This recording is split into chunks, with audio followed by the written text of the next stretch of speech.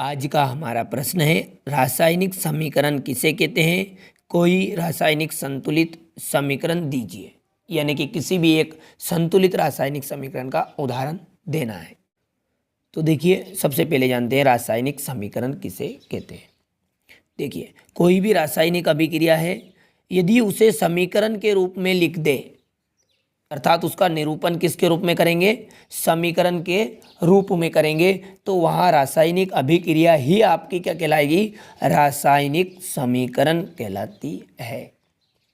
ठीक है, पर रासायनिक अभिक्रिया को समीकरण के रूप में निरूपण तो करना है, लेकिन उसके लिए कुछ न कुछ बातों का ध्यान रखना है। तो वो बातें हैं आपकी प्रतीकों और सूत्रों के द्वारा। किसके द्वारा, ये उसकी शर्त मान लीजिए आप कि रासायनिक अभिक्रिया को समीकरण के रूप में लिखेंगे तो सही, पर उसे प्रतीकों और सूत्रों के द्वारा उसका निरूपण करना है। यानी कि उसे किसके द्वारा लिखना है, प्रतीकों और सूत्रों के द्वारा।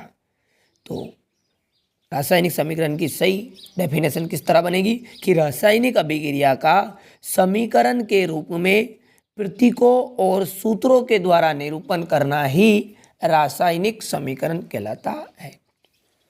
अब रासायनिक समीकरण का उदाहरण, जिंक की जब तनु सल्फ्यूरिक अम्ल यानी कि Zn की H2SO4 के साथ क्रिया होगी तो जिंक सल्फेट बनेगा और यहाँ से हाइड्रोजन गैस मुक्त हो जाएगी। ये जो SO4 है यहाँ जिंक के साथ आकर मिल जाएगा। और यही उदाहरण आप संतुलित रासायनिक समीकरण का उदाहरण आपसे पूछे तो यही उदाहरण आप लिख दीजिएगा। यानी कि वो तो डबल से लिख दिया है यहाँ पर, ये उदाहरण आप यहाँ से मत लिखिएगा और डायरेक्ट ही आप क्या करिएगा, रासायनिक समीकरण की परिभाषा और संतुलित रासायनिक समीकरण का उदाहरण यहाँ से लिख लीजिएगा। अब आप इसका स्क्रीनशॉट ले लीजिए और अपनी नोट कॉपी में अच्छे से लिखिएगा। ठीक है।